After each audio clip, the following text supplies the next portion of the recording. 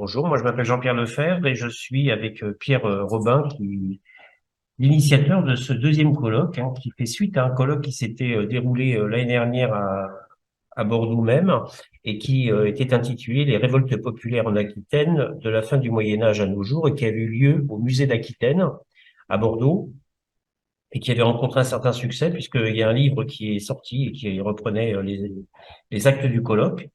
Et ce colloque se terminait par le soulèvement des Gilets jaunes. Et cette année, bon, pour le 4e anniversaire du soulèvement, on s'est dit pourquoi pas ne pas refaire un colloque, acte 2, qu'on a intitulé De la valse des ronds-points au cahier de la colère.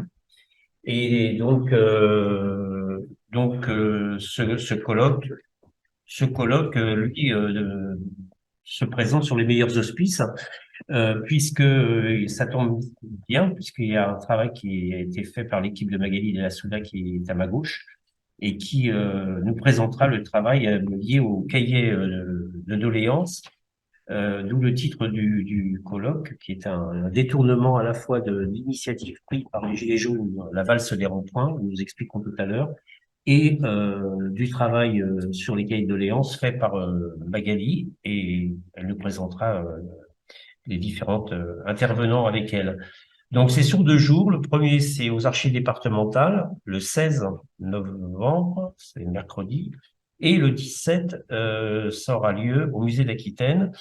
Et puis, il y a aussi hors les murs, ce qu'on appelle 2 rendez-vous, le 16 avec un film qui s'intitule Quartier Général et qui raconte un peu la mobilisation des Gilets jaunes de Montpont-Ménestérol.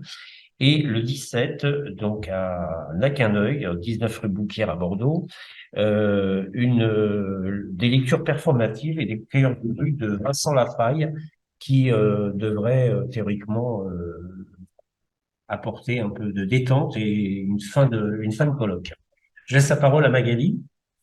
Eh ben, merci beaucoup. Donc, moi, je m'appelle Magali Della Suda, je suis chargée de recherche au CNRS et je coordonne une enquête menée auprès des participantes et des participants au mouvement des Gilets jaunes depuis le 19 novembre. Donc, face à ce mouvement social inédit et aux désaccords d'interprétation et aux interrogations qu'on avait avec des collègues, on a initié une enquête, on va dire participative.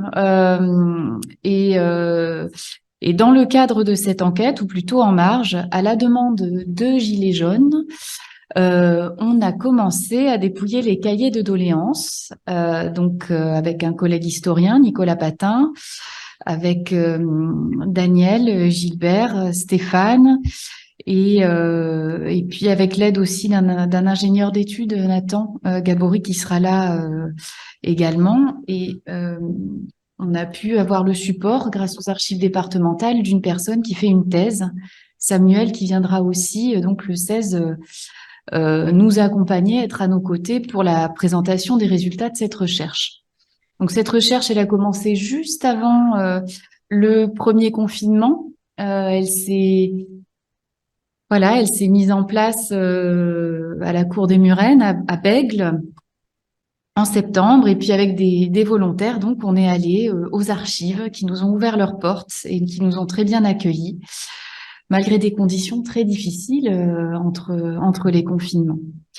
On a réfléchi à la méthode et puis ce qu'on vous livrera donc, c'est les premiers résultats exploratoires du dépouillement de 1996 doléances, dont une partie seulement est signée et revendiquée par des Gilets jaunes, et on vous expliquera où elles se trouvent, parce que ces Gilets jaunes qui interviennent, ils interviennent essentiellement dans les endroits où les cahiers de doléances ont été initiés par des Gilets jaunes.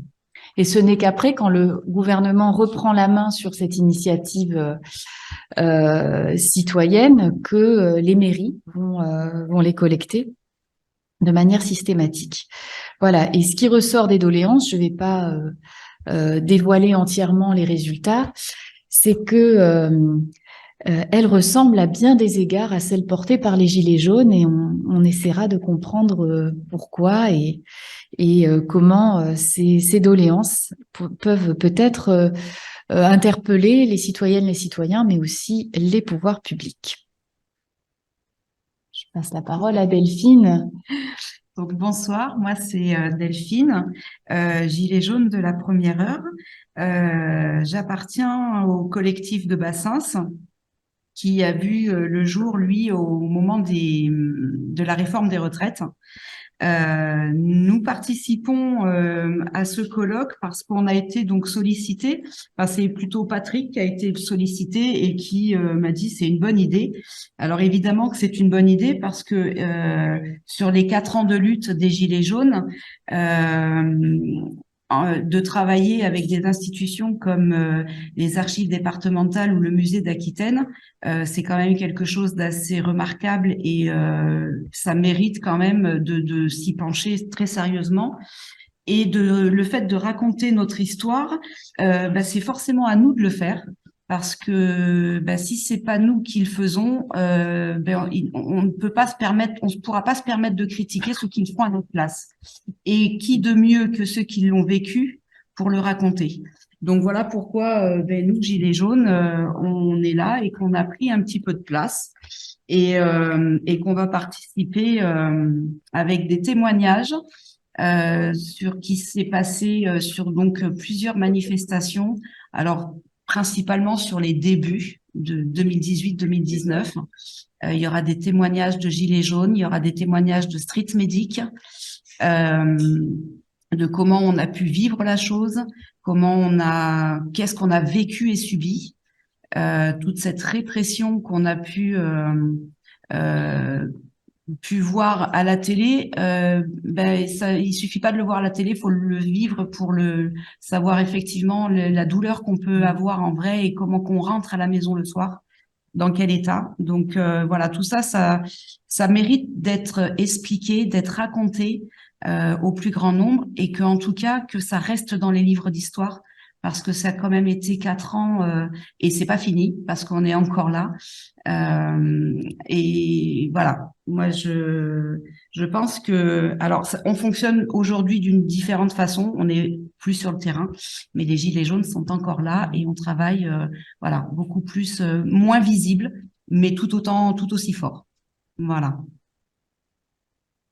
Et je laisse la parole à Patrick. Oui, donc Patrick, pareil, gilet jaune des premières heures, commerçant, faisant partie du collectif de Bassins. Bon, mais qu'est-ce que je peux rajouter? Moi, pas grand-chose, hein. Tu as bien rajouté que déjà de remercier les archives Magali, Jean-Pierre, de nous ouvrir les portes comme ça, de nous permettre de nous exprimer. C'est vrai que nous, personnellement, on a rencontré, alors déjà Jean-Pierre, on s'était déjà rencontré sur différents lieux de lutte. Et Magali, ça fait à peu près 1 an. C'était sur Sainte-Eulalie quand on a marqué le 3e anniversaire, où j'ai pris l'initiative de contacter Magali, qui m'a gentiment répondu. Et donc voilà où on en est aujourd'hui. Donc c'est une belle collaboration. Ça montre bien que le mouvement n'est pas ce qui a été décrit et ce qui a été montré. Et surtout que c'est un mouvement avec des gens, avec des personnes qui ont la tête sur les épaules, qui savent réfléchir, qui savent construire.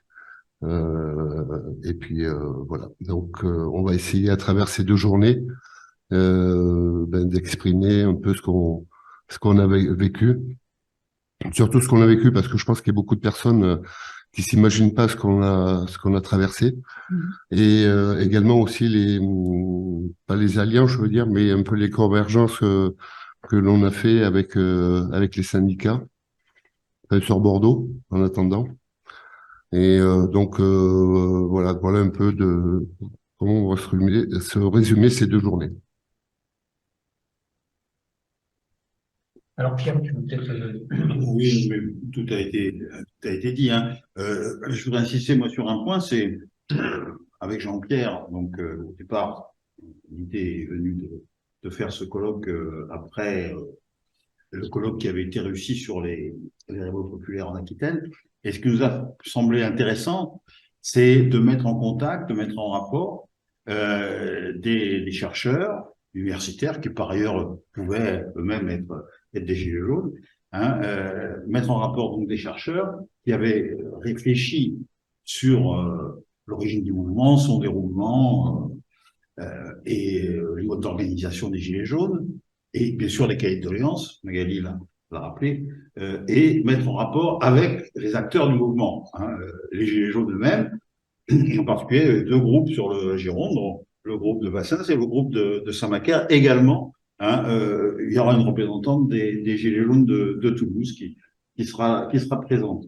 Donc les universitaires viennent d'un peu partout en France, donc on peut considérer que c'est, bon, tout modestement, hein, un colloque national, hein, puisqu'il y a des universitaires qui viennent de Paris, qui viennent de Toulouse, qui viennent également Marseille. Non, Marseille, hein, je crois qu'il y en a un qui vient de Marseille. Non, c'est une qui vient de Marseille. Donc voilà, une couverture un peu nationale de l'origine des intervenants. Et donc, ça nous a semblé effectivement le point important. Et du déroulement du colloque va naître, bien sûr, des débats intéressants. Des gens qui ont participé vont venir également apporter leurs témoignages. Je crois qu'il y a beaucoup de témoignages qui ont été enregistrés, qui seront diffusés dans le courant du colloque. Voilà, on doit remercier donc ceux qui nous ont aidés. Hein. Je crois qu'il y a le département de la Gironde qui nous a aidés, la mairie de Bordeaux, la Clé des Ondes, bien sûr, hein, qui est. Il faut rappeler que c'est dans le cadre de la quinzaine de et que ça rentre dans le cadre de la quinzaine de voilà. Voilà, oui. Peut-être qu'il y a des choses. Oui, comme donc. Oui, et puis il faut aussi pas oublier simplement que, comme pour le premier colloque, l'idée que l'on a, c'est de sortir un livre des actes du colloque, mais aussi avec les témoignages écrits et enregistrés que l'on a récoltés. C'est une bonne vingtaine de témoignages, on aura, voilà, et qui donnent en fin de compte de la vie et le corps en fait de ce colloque.